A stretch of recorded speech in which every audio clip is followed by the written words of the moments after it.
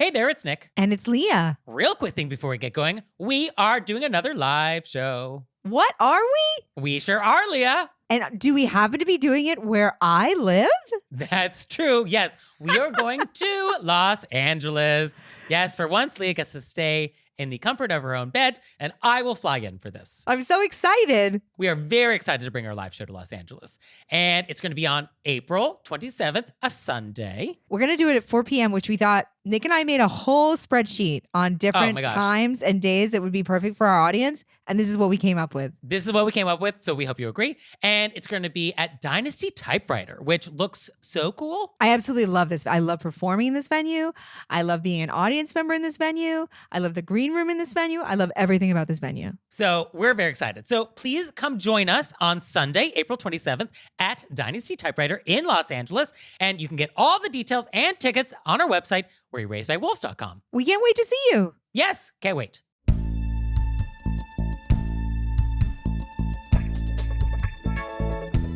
Do you cut your baked potatoes the wrong way? Do you steal people's seats at dinner parties? Do you ask people if they're related? Were you raised by wolves? Let's find out. Here are things that can make it better when we have to live together. We can all use a little help. Some people don't ask themselves, were you raised by wolves? Hey everybody, it's Nick Layton. And it's Leah Bonema. And let's just get right down to it with our AMUSE-BOUCHE. Let's get in it. So for today's AMUSE-BOUCHE, I want to talk about baked potatoes. I'm so glad because I love potatoes. Okay, that was my first question. How do we feel about baked potatoes specifically? Well, we do a lot of potatoes in this house. Okay. Not just because it comes up in the Lord of the Rings. Oh, that's true. Potatoes. Boil them, mash them, stick them in a stew. I'm so glad you were ready with that, Nick. I'm ready. Yeah. And well, we also just got done doing Whole30. Okay. Meaning you're allowed to have potatoes now? Potatoes are like the only thing on there. Oh, potatoes are allowed in Whole30. Yeah, it's like, and it's your only starch. So, I mean, you potato. Okay, so you are an expert on baked potatoes. At this point, I mean, I would really consider myself to be an expert. So how do you eat it? We have a baked potato and it's now on your plate. And what do you do with this potato? Has it been cut yet? No. No, it is just a potato out of the foil. Okay, so I cut it down vertically the long way. With what? A knife. Okay, so you're going vertically with a knife. All right, go on. With my fingernails, I go with a knife. We'll talk about it. And oh no, Nick. Oh no. And then I put, Sorry. Great. Well, I'm using a knife. Okay. And then I put in each little cup side, each side, I do a little slice in each one. And in that slice, I stick in some ghee. Boom, boom. Ghee, okay. And then I put pepper on top of each side. And then I smush it with my fork. Okay. All right, all at once. We're just mushing it all up. After I put the ghee in, so it then gets all through the whole thing. Okay, so this is not ideal. I mean, it's how many people do it. And for me, baked potatoes just does not come up at all in my life. I think it's just not served in New York restaurants. Like I'm not dining out and it's like, oh, here's a baked potato. And at home, I'm not having baked potatoes. And I guess, like, when does it come up in my life? I guess it just, I'm not in baked potato circles. I am not in baked potato circles. If each episode had to have a title that was a quote, that would be it. But I do know the rules about baked potatoes. And there is a weird rule. Oh, no. That you're not supposed to use a knife on a baked potato. Well, what are you cutting it with? Okay, great question. So there's actually a great book. I don't think I've ever mentioned it. It's from 1917, and it's called Don't Eat Like a Boob. And in this book, quote, a potato is never cut with a knife. It is broken open with your fork and should never be touched with a knife or pressed down in your plate. Nope. I'm going to eat like a boob because I like to slice it. I like to let the ghee melt. Okay. And then sometimes if I really want it, I'll throw those halves back together so they have extra time for melting. Emily Post would not be thrilled. She says, quote, the knife must never be used to scoop baked potatoes out of the skin or to butter potato. A fork must be used for all manipulations of vegetables. Butter for baked potatoes taken on the tip of the fork, shovel fashion, laid on the potato, and then pressed down and mixed with the prongs, held points cured up.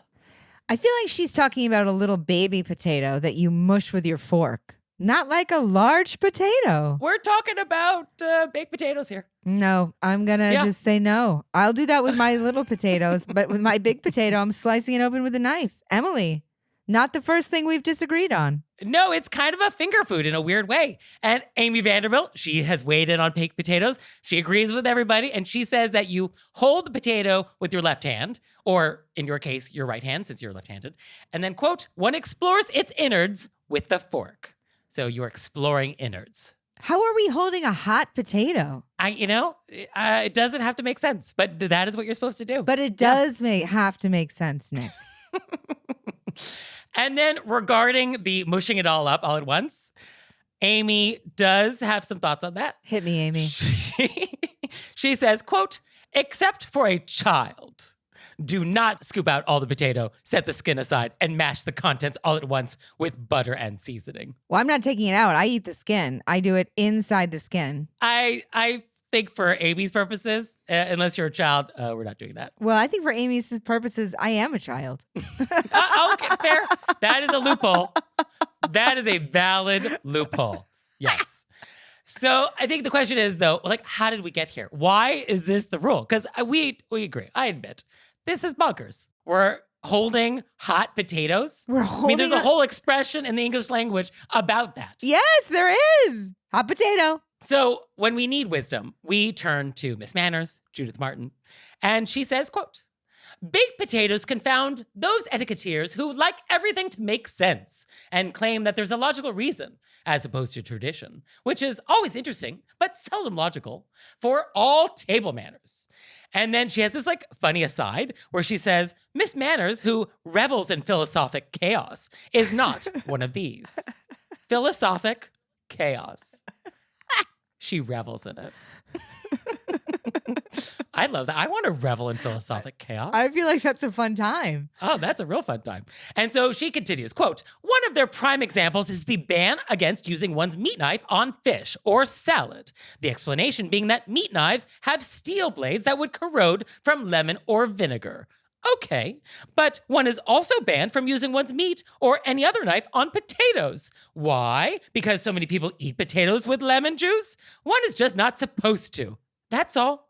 That's all. One is just not supposed to. It's the tradition. We just don't use knives on potatoes. Doesn't have to make sense. Doesn't work for me. Yeah, okay. Yeah. Well, etiquette is like poetry. You know what the rules for baked potatoes are, and you can continue to do what you're doing if you wish. It's not the putting the ghee in with the fork, because sometimes I do that. I get wild. It's the opening the potato. Yeah. I'm not splitting it with my fingers. I would say insanity. It's a hot potato. I'm going to split it with my fingers. Can you imagine if you're at a dinner table and then you're sitting there with human beings and you just take a hot potato and you start splitting it with your fingers? Stop. It's the cutting it down and then you're doing it with your fork like what? There's an easier way. Take a knife, slice it. Well, I mean, obviously we would need finger bowls. Well, I would need, and some sort of a glove that is heat resistant. Oh, yes. An oven mitt. Yes.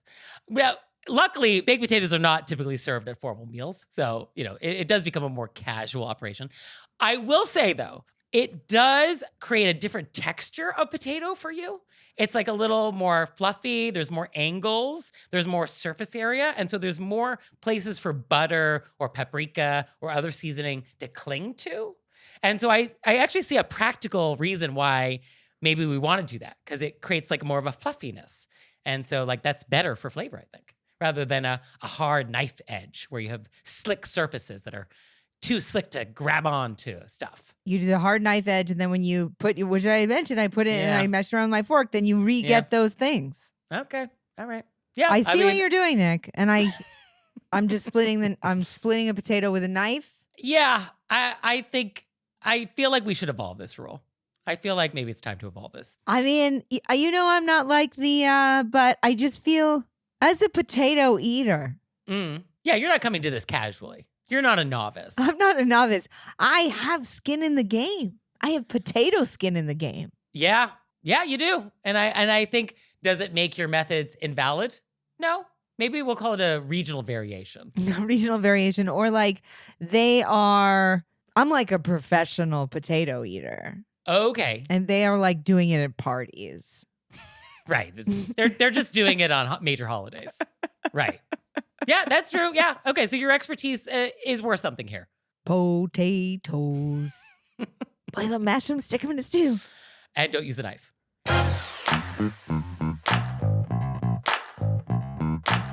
And we're back. And now it's time to go deep. Deep into a dinner party. So for today's question of etiquette, I want to talk about what to bring to somebody's house that is not wine. I think this is a fun one. Yeah, totally. Because I think so often we're invited to somebody's house for like a dinner party or something, and we're like, oh, got to bring a bottle of wine. But it's sort of like, no, that doesn't have to be the only thing we could bring. So like, let's actually get a little creative here. You know, I asked Dustin, and I was curious, like, what would he think? And he and I both. You revealed the deep dive topic. Oh, I didn't say To it was someone the else? deep dive. I just said, hey. Okay. So it was out of context. What should we bring to somebody's house that's not wine? And we both actually thought of the same thing as our first choices. Okay. And so what was that? We both thought it would be really nice to bring like classy seltzers, Classy seltzers. So a Topo Chico. like a collection of fun seltzers, Okay. artisanal seltzers, Okay. So mineral waters, elevated. Oh, that is kind of fun. I like that. like a collection of them, you know? And then they can have them for themselves. They can put them out whatever they want to do. Okay. Yeah, that's fun. I mean, I think before we even get there, Miss Manders would say, you don't have to bring anything. The thing you have to do is reciprocate the invitation. So I don't know if we live in that world anymore. Because, like, can you really show up somewhere totally empty handed? That does feel not great. Unless they're like close friends and you hang out with them all the time. Like, if you're invited to a dinner party, it does feel like showing up empty handed. Even if you reciprocate, yeah, you do need to bring something. Yeah, it doesn't feel good. Doesn't feel great, right? Okay, water, that's fun. I think for me, whatever I hand over, I just want there to be a line about that item that explains why I'm giving it to you.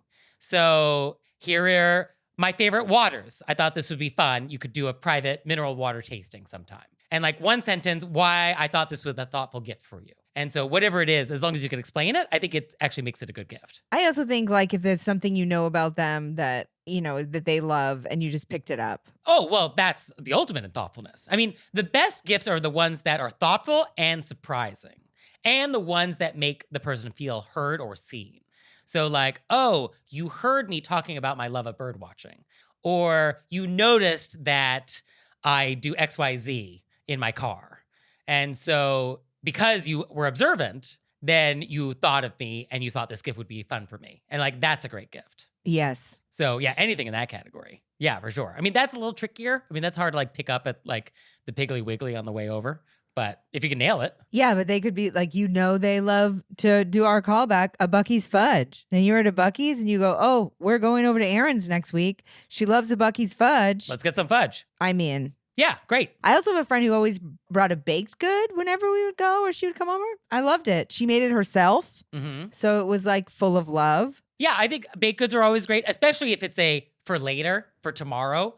I'm not giving this to you because I want you to serve it at this dinner party. Yeah, it's like a for you. Yeah, I think morning, yeah, anything for the morning is great. So that could also be granola, preserves, baked goods, coffee, tea. Yeah, I think all that's a great category.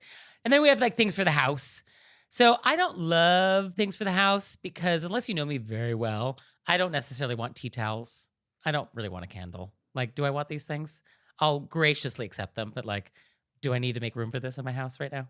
I love a candle. I know it's a divisive topic. A lot of people don't. I love a candle. I feel like Yeah. it's safest now to always go with like a beeswax or a soy or a coconut because Sure. a lot of people have like allergies or they're the safest to burn. Yeah, I don't necessarily want the 3-wick peach Bellini candle. But I personally love a candle. I know a lot of people do not, but love them. So know your audience. Yeah.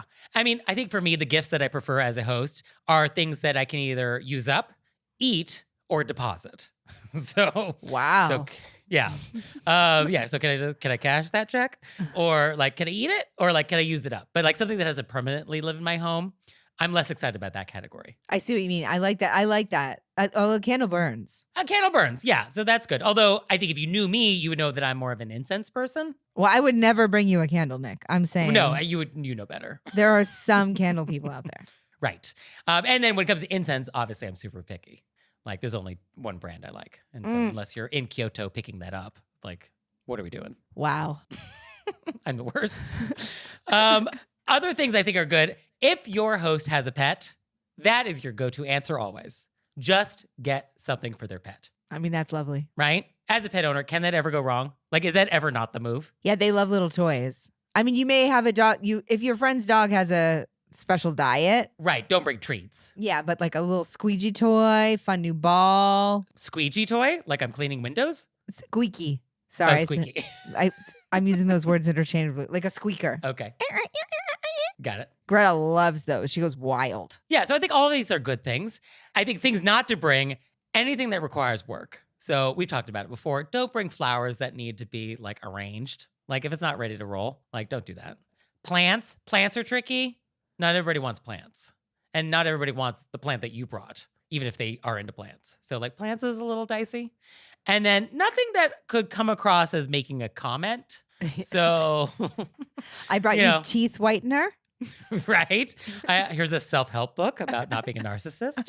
Right. Yeah. So like anything that feels like, oh, this baby, like even gifts like a Fitbit, like I don't think you would ever bring like an exercise watch as a host gift, but like that has potential of like having a comment. So like we kind of just want to stay out of that lane. I'm trying to think of that was you show up and someone gives you like, here's a bathroom scale. Oh, here's tweezers. Oh, pointed. Oh, yes, they are pointed. Please get in there. Fix those brows. So yeah, anything that could be misinterpreted, yeah, I don't think we want to do that. And I guess when in doubt, when like you just don't know your hosts or you have nothing better in mind, box of chocolates. You know, it's a little cliche, but I think a box of chocolates is nice. That was on my list. A box of chocolates is always nice. Yeah.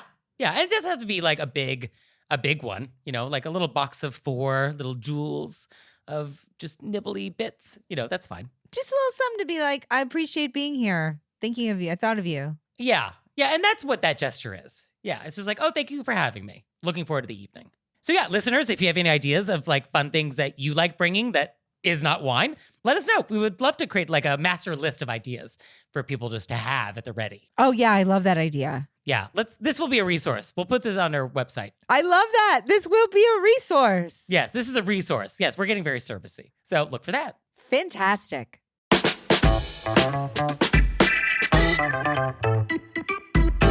now it's time for Intermezzo. So as you know, you can sign up for Wolves Plus, which is exclusively on Apple Podcasts, which you can get an ad-free version of our show. But we now offer the same benefit through Patreon. And it's not just the same benefit because it's also other benefits. Yes, plus you get all the other good stuff on Patreon. So if you join us on Patreon as a Moon Howler or higher, you get all the great stuff we have on Patreon. Plus, you can get an ad-free version of our show that you can play in most any podcast player that you'd like. And you get the content, you get the ad-free episode, and you can email your questions in. Ah, yes, you get VIP access to the question line, and we actually will write back. Nick just responds, and then I come in afterwards. Yeah. And I say, that sounded good. Yeah, Leo won't contradict me anymore. I will, but it's not a contradiction. It's also an option. Is it? It's not always. Sometimes Leo disagrees with me. No, and then it we was have like private words about it. No, it was this is another way to see that. Okay. Huh. So if you want that, please join us on Patreon. So visit our website and click on monthly membership and learn all about it. So fun. Join us.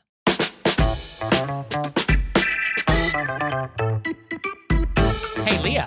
Hey, Nick. Are you excited about our live show in Los Angeles? I'm so excited. So you out there, even if you're not in Los Angeles, we have a task for you. We know you know people in Los Angeles. So please think through your Rolodex, go through your phone, check out your social media. Who do you know in the greater Southern California area who you can tell about our show and encourage them to come and see us? Yeah, it's the first time that Nick's coming to LA to do a show here. Yeah, so don't disappoint me. Nick is very serious on this. We have tasks and don't disappoint him. Whereas I'm more in the reveling in the joy. Also, biggest venue that we've been in. Help us fill it, please. Yes, help us fill the house. It is April 27th, which is a Sunday, 4 p.m. at Dynasty Typewriter. And all the details and tickets can be found on our website, wereraisedbywolves.com. Come wolves with us.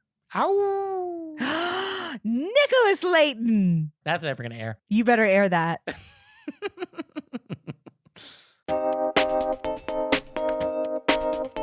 And we're back. And now it's time to take some questions from you all in the wilderness. Ow!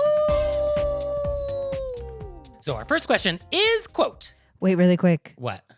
I just want to do a callback Oh. to a previous episode that I had a thought about. Okay. It's been haunting you? It's been, well, it isn't haunting me in a bad way. I just re-listened to it and I thought, oh, I had one more thought. I thought it was important to add. Okay. What? It was from our 8th grade class questions Okay. about the haircut. Oh, wait, what do you do if you get a bad haircut? Yes. And Okay. I just thought, we didn't bring this up at all, and it was specifically a haircut.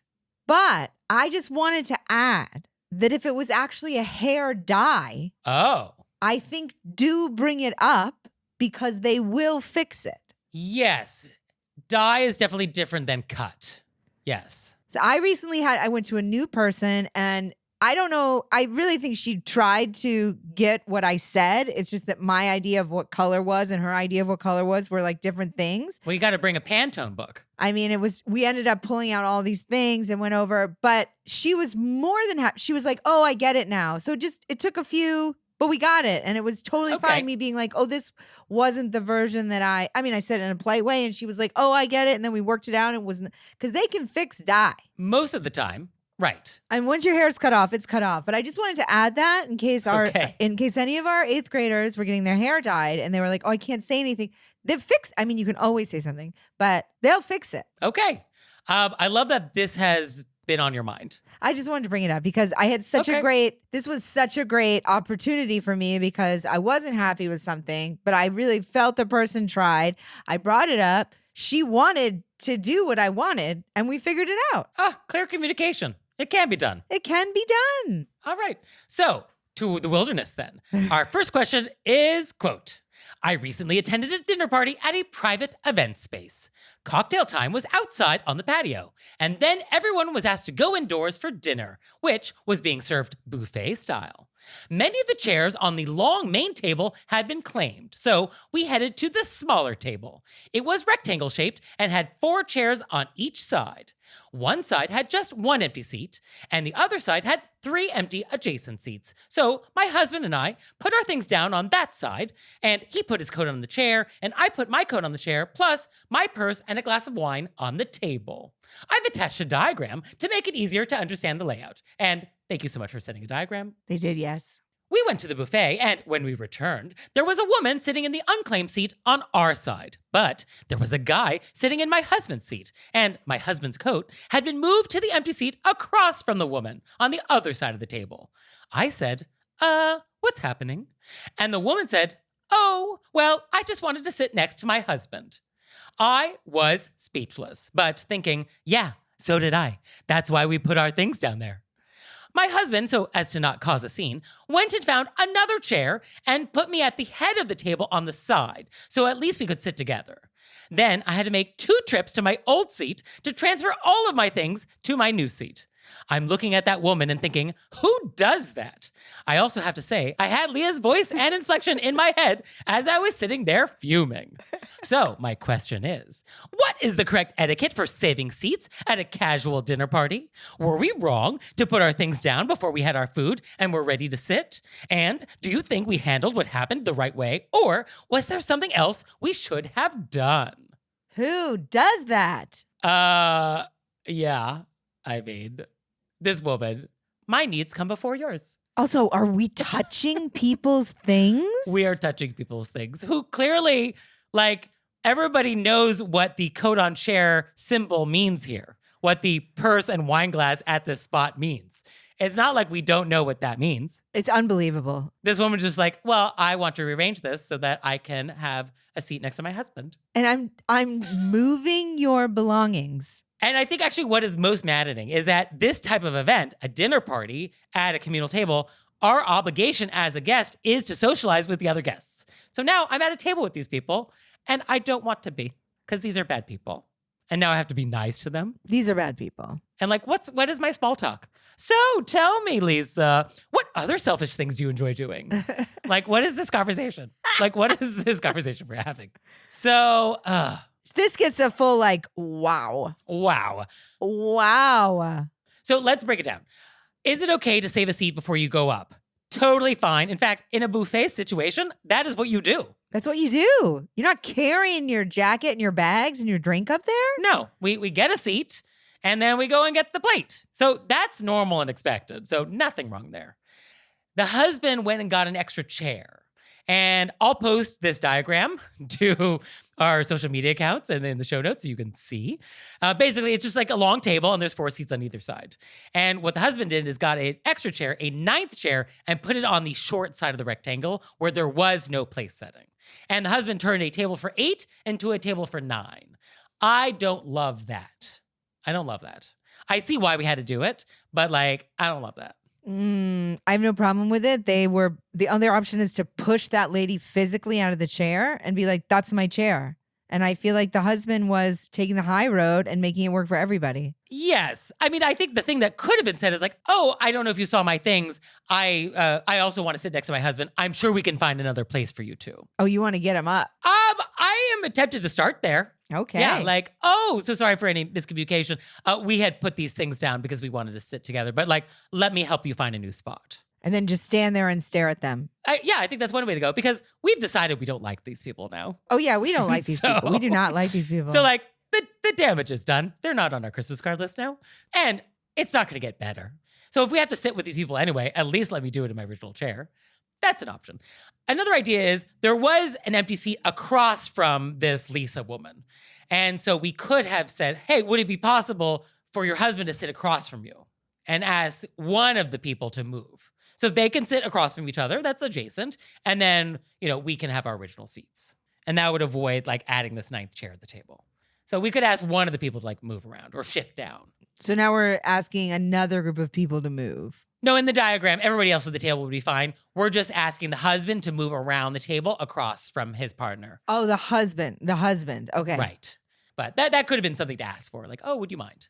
But yeah, just accepting it. I mean, I guess that is the most polite thing because you've just allowed them to be rude and you'll just fix it on your end. Which is sometimes the easiest thing. Yes. And as long as it wasn't a problem to sort of add this extra chair thing, then yeah, I guess that's fine. Yeah, I guess the venue didn't mind, your host didn't mind that this was happening. I do sort of love the idea of standing there and being like, no, we would like our chairs back. Yeah, and I think you could say that in a polite yet direct way and like non-judgmental. But like, oh, surely you didn't just touch all my stuff and move my chair because you're just being super selfish right now. Like, obviously that wasn't what you meant. Of course not. So if the tone is just super chill, like, oh, I guess you didn't see my drink here. No problem. I'm sure we can find you another chair. I would love to watch that. It's hard to land.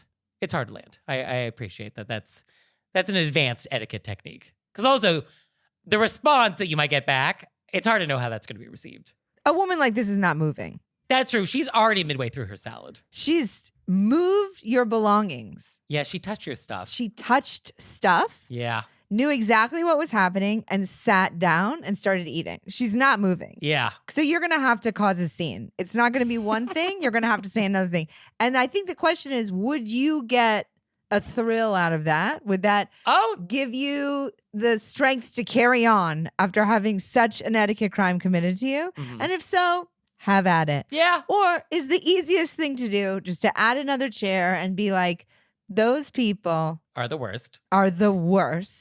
And Leah and Nick will validate you on that and also think very bad thoughts about them. Yeah. Yeah. No, they're in my thoughts. I do think in these moments we can look at somebody because we're making it easy for them by moving. We could look at somebody and go, wow. Yeah.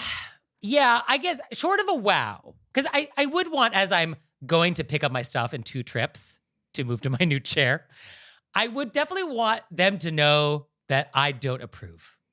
And so I would want to convey this in some way. In an etiquette approved way, like I don't want to be rude myself, but I definitely would want to be surprised. Like, oh, I'm so surprised. I'm surprised. I think could you say, I'm so shocked you would move somebody's stuff? Yeah, that's fair. Actually, that's fair. Because you're just saying exactly what happened. I'm shocked that you would move somebody's stuff. It's shocking. I'm shocked. I'm shocked. Shocked. And then you say, good day. Good day. So our next question is, quote, and this comes from a listener in Paris. So bonjour. Quote, I'd like to know what to answer when I go out with my best friend and people, for example, waiters, ask us if we're mother and daughter. She's 50 and looks her age, and I'm 35, but I look younger. What can I say? We feel very uncomfortable after these comments. I always like a no. Or in French, no. And then we gave that to you in both languages. Yeah. And then just a cold stare. Don't fill the air. Yeah, I actually had the exact same thing, which is just no, period, end quote. Ooh, Leah's staring at me right now, and it feels so chilly. Oh, it really, I have got little burn marks in the back of my skull now. Wow, she's good at this. Because people say ridiculous things, so it's not like you can head them off. Yes, and this is ridiculous. You can't head them off by being like, please don't bring up our relationship. People just say stuff, and it's ridiculous. Yeah, I mean, no, period. And there's a lot of different tones you can use. No. I like that one. Oh, that second one? Yeah, I mean, that's a little more fun.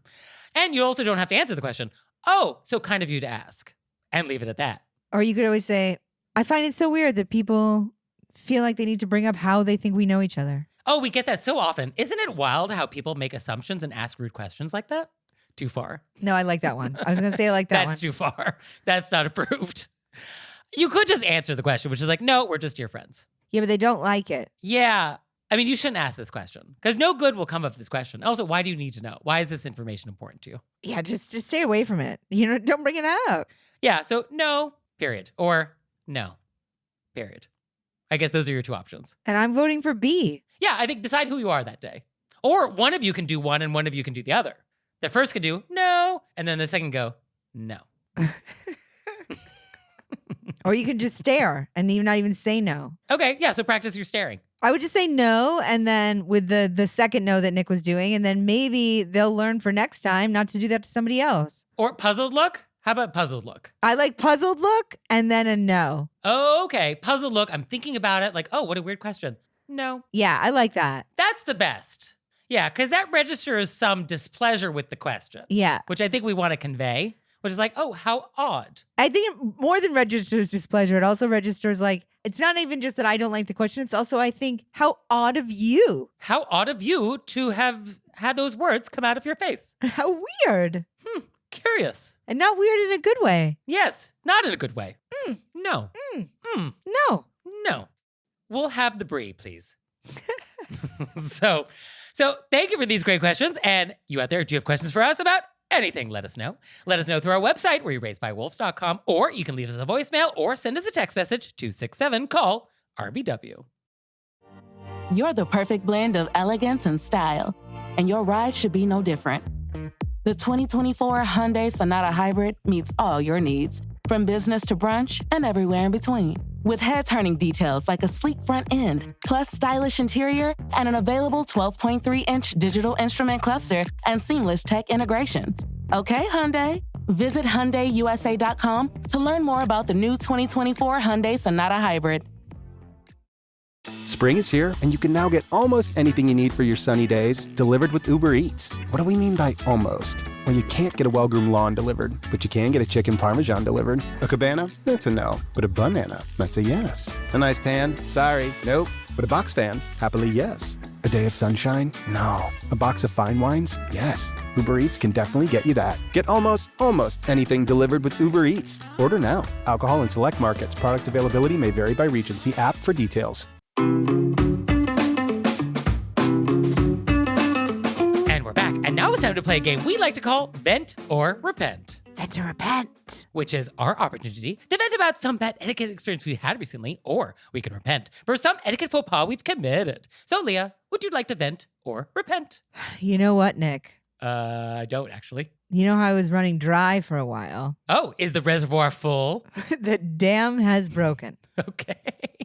And I was like, which one of these should I choose? Oh, we have choices. And I actually think I'm going to go with the one. There was two that bothered me so much. Mhm. One of them is just people are out of control. It's sort of general. Okay. So I put that to the side.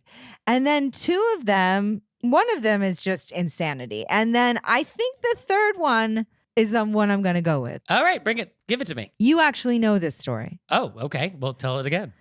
Because it was so bonkers that I had to make a phone call. Okay. So I'm at a venue. I'm out of town. It's a brewery. Yes. Oh, I do know the story. I am performing. Yep. I have a line in one of my jokes where I say I don't drink. It's not a part of the joke. It's like a descriptor to get to where I'm going. And after the performance, it was a very fun show. Everybody was delightful. A person comes up to me and said, heard you don't drink before you quit drinking. So we're already making assumptions. Did you like hops? I look him straight in the face and I say, nope. Okay. There were no extra words. Nope. Don't like it. Nope. And then he says, well, there's a seltzer here that we make with hops. It's hop flavored. Mm-hmm. Would you like to try it? And I say, Answer still. no. Yeah. And I mean, I did not mince. I said, no. I might have said I said, no, thank you. Right. But the message was, that's not a thing I want. Yeah, no. And then he went away and then came back with a glass of the hops seltzer, put it in front of my face and goes, you should just try it. Okay. Yeah. And then a woman sitting next to me looked at me and goes, this is one of the most unbelievable things I've ever seen. She goes, you hard knowed that 2 times. 2 times. And I go, right? Yeah. I mean, it was, I knowed. Nope. And then I knowed again. And then he brought it over, put it in front of my face and goes, you have to try it. No, I don't want to. I was blown away. Yeah, what do we do with this? What is going on in his head? I'm thinking about it. I think It's patronizing. it's patronizing. It's also like, you know, where people tell you that like people start breaking boundaries by being like, take a bite of this pizza and you go, I don't want pizza. Just take a bite. Okay. Like they just wear you down with it. Okay. In my mind, it was like sheer insanity. No. And then he puts it down in front of me. Here it is. Here it is. And the girl who I didn't know at the time was like, that was wild. Wow. What? That's insanity. Yeah. Weird. Yeah, I don't love this. I did not love it. I wanted to bring it up also because I just think it's happening where people are like, no, just try it. No, just try it. And like they kind of people kind of bully you. And then you don't want to feel like you're rude. Yes, that's a great etiquette lesson that you are not being rude. You're not being rude. You have declined, and they have pushed over your boundary. You have set a boundary, They're pushed past your boundary. and you're not rude for trying to maintain that boundary. Old Leah, and this is what I told Nick, wanted to dump it. So it was empty. So there was no ill will. New Leah was like, I'm leaving that full. I'm leaving it in the middle of the table and I'm walking away. Yeah, future Leah probably would dump it on his face. So we'll see if we get there. Yeah. Oh, but I mean, just unbelievable. Yeah, no, that's super rude. Well, speaking of unbelievable, I would like to vent. So I was at Broadway last night and I was seeing Boop, the musical about Betty Boop. Oh, wow. Yeah, who knew? She has a backstory. Like, who knows anything about Betty Boop? Not me. But yeah, the whole backstory.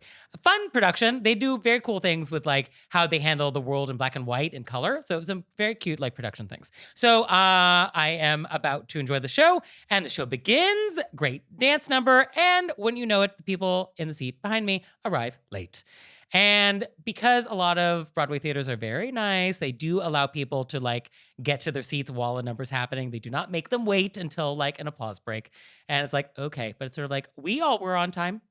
So like, could you not make it on time? Okay. But not only did they arrive late, they were not slick about it. Like if you arrive late, you need to be quiet as a mouse. You need to just tiptoe in. You need to not make a fuss. They were so loud, talking at full voice, finding their seats. It was just like, could you be more disruptive? But it's like, okay, they've sat down now, on with the show. But no. So 2 things were happening. And these are the people directly behind me. So like directly behind me. One was they were kicking my seat like they were toddlers on a long haul flight. And so like that's happening. And it's sort of like, oh, that's not fun. Because it's a Broadway theater. And if you've ever been in a Broadway theater, the seats are very close. Like we don't have a lot of leg room in New York City theaters. The second thing that was happening is they were talking. Oh, no. And talking, not like whispering and not like, oh, look at that dress. Or like, oh, that dance number is really cool. Like, no, just like other topics. And it's sort of like, oh, we don't live in that world. Oh. And so I do a quarter turn where like you kind of turn your head, but you don't actually like turn it all the way around. It's just like oh, is there something happening behind me? You're like sending that signal. That did not work. Then we do the full turn around where like I make eye contact, which is like, okay, I think we're done now. And then they keep talking. And then we do the full head turn with the look. And like, what is this look, Leah? How do we describe this look? I'm trying to get it in one word. Yeah. It's really the lip with the cheek coming out. It's a pursed lip. Yeah. It's sort of like are we done? Are we doing this? Are you kidding? Yeah, it has a little of that flavor, but it's nice. It's like a little apologetic, like, oh, I'm so sorry to bother you with this look, but like, is this happening right now? It has a lot of different flavors. So we did that. Direct eye contact. And that did not help. And this is going on for now half an hour. This is not like quick succession. Like I let it give a rest before like, I turned around again. And it's not just me, like other people in the row are also doing this. And so then I did something that I have mentioned is an option to people on this show, but I've never personally done it until now. I tattled. Woo! I looped in an usher. And so luckily I was on the aisle and I was pretty far back in the house because they were cheap seats. And so I turned around down the aisle and I looked to see if there was an usher. And luckily there was an usher at the end of the aisle. And I gave the usher a look, which was like, hey, eye contact. And then I shifted my eyes to the row behind me. I was over like, you look at this row. And that's all the usher needed. Like super professional. And she got it immediately. And so then I turned around, I went back to the show and I could hear her walking up and I could hear her in full voice. Hey guys, you need to keep it down. No talking. Other people try to enjoy the show. And I was like, oh, thank you. Thank you so much. And so that actually did work for most of the rest of the first act. So then at intermission, I flagged down another usher that I saw. I was like, hey, great show. Would you do me a favor? Would you keep an eye on L4 and 6? They're having a great time. Love it. Love the enthusiasm. But they're talking a bunch. And maybe just like keep an eye on that and like, jump in if you feel you need to. Thanks. And like she totally got it because like this happens all the time. Yeah. And so I had her to sort of monitor. I didn't love that I had to do that, but I felt like I felt it had to be done. I mean, they wouldn't stop talking. They just wouldn't stop talking. Yeah. And it's like, you're not at home. You're late. This is a shared experience. And then now you're talking. And now you're talking. And not even about the show. So it was maddening. I don't love that I had a tattle, but I did it in a very polite way. I was very polite. I feel like this was an etiquette-approved way to handle it. I tried to do it nicely. It was beyond my ability. I didn't want to make a scene. And so I just looped in somebody very subtly. I don't think I bothered anybody else with my eye contact with the usher and had them handle it. And that's their job. And like, that's the end of it. And I feel like I was within my right to like loop them in about act 2. Like, I think it was okay to like tell an usher, be like, hey, keep an eye on these people. Nick is not only reseating people in his own personal theater. I do it live in the real world too. He's taking care of all of the theaters. All the theaters. Yes, I'm your personal usher. Yes. Yeah, I did want to reseat them though. If I could have resat them in this physical theater into the lobby, I absolutely would have. You're like, I wish I could reseat you in real life. Okay, if I had that power. Talk about a superpower. Oh, if I could just like plug. Oh, our letter writer who was at the dinner party where somebody took their seat. I would just use my power to be like, boop, you no longer sit there. I mean, there it is. There it is. Nick's superpower. Oh, how do we make that happen? Yeah. Oh, I have to look into the laws of physics. As soon as I figure out how to teleport, I'm going to work on that one for you. Okay. Thank you. No problem.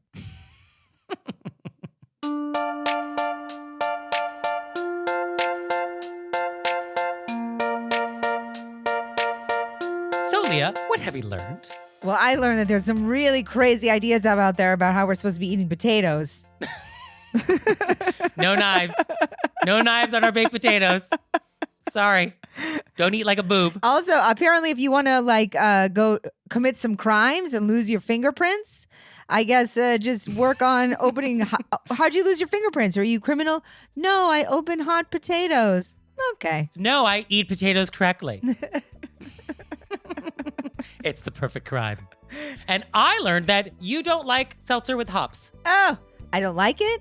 I don't want to try it. I don't want it near me. I mean, they're like, do you want stinky grass hop? What are hops? Bushes? Do you want bush water?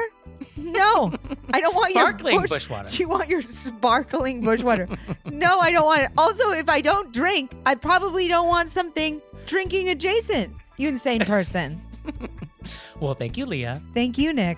And thanks you out there for listening. I'd send a handwritten note on my custom stationery if I could. He would. So for your homework this week, we are doing a live show in Los Angeles, and your homework is to tell everyone you know who may know someone in the greater Southern California area to come to our show. Please, it's the biggest venue we've done. Yes, so we want to fill all the seats, and also we just want to meet all of you because we are needy and we need the validation. We are because do we have to be so open about it? I mean, this is a safe space. So please tell everybody you know in Los Angeles to come see us, and we'll see you next time. Bye. Bye.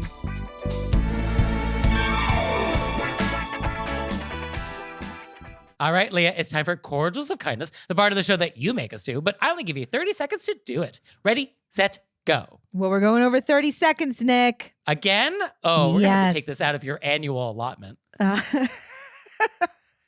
Okay, well, we had a great response from one of our Patreon members. Mm-hmm. So, it's a cordial of kindness to him for sharing, but I also wanted to share it with all of our listeners because it's regarding the question we got about turkey slices. Ah, turkey-licious. Turkey-licious.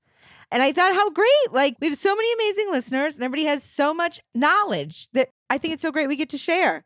So, ready? Ready? So, this is the note from our Patreon. Former deli worker here.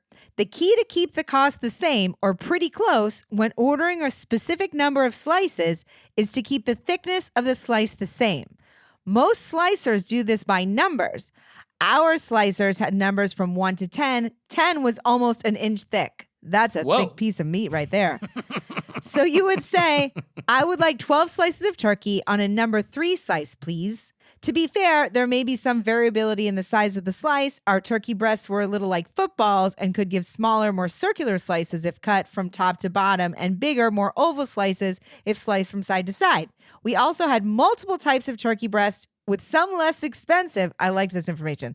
We also had multiple types of turkey breast with some less expensive, the ones with more fillers typically, or the ones closer to a natural turkey breast that cost more. Our seasoned deli meats. This is so much information about It's turkey. so much information. I love it. It's the best. How much more do we have here? There's one more sentence. Our seasoned deli meats, i.e. smoked or peppered, also cost more than the non-seasoned. So it's always good to double check that you get the type and flavor of turkey breast that you asked for. Hope this is helpful. Wow. Yeah, I mean, I learned a lot about turkey just now. It's so great. Well, thank you So for now that. we know. So when our letter writer orders, is slices from 1 to 10, 10 being the thickest. Also, make sure you're getting the seasons you want. Yeah, And the less fillers there are, the more expensive it's going to be. love it. So thank you so much, John, for that great information. Really appreciate it. Yeah, thank you. That was great. So for me, I just want to say thank you to everybody on a recent flight I just had. It was the weirdest thing. So as everybody's boarding, passengers were coming down the aisle, smiling and saying hello to other passengers, and other passengers were like saying hello back. And it was like the weirdest thing because it was like very nice and it wasn't forced and it was kind of lovely and it was kind of like a good morning. We're all boarding this flight. Hello. And I kind of loved it. It was like, oh, we're not just like being grumpy on a bus. It was like, oh, this is kind of like, oh, we're all acknowledging everybody's humanity right now. And I just loved it. And so I thought like, oh, let's celebrate that. And like, let's acknowledge that that's a nice thing. Where was this? This was a transcontinental flight in the United States. Wow, that's so lovely. Weird. Yeah. I mean, totally bizarre. So that's why I felt it was worth highlighting because it is so unusual. Yeah, we should all take that out and believe it can happen, and I'll do it on our next flights. Yeah. Although, should we? And then you're going to be the weird one. I'm always the weird one, Nick. I'm happy to continue. Okay. Yeah. All right. So yeah, smile to a stranger on your next flight and let me know how that goes. But this was very nice because everybody was doing it. Like everybody was on board. And so like I did it. I smiled back. Hello.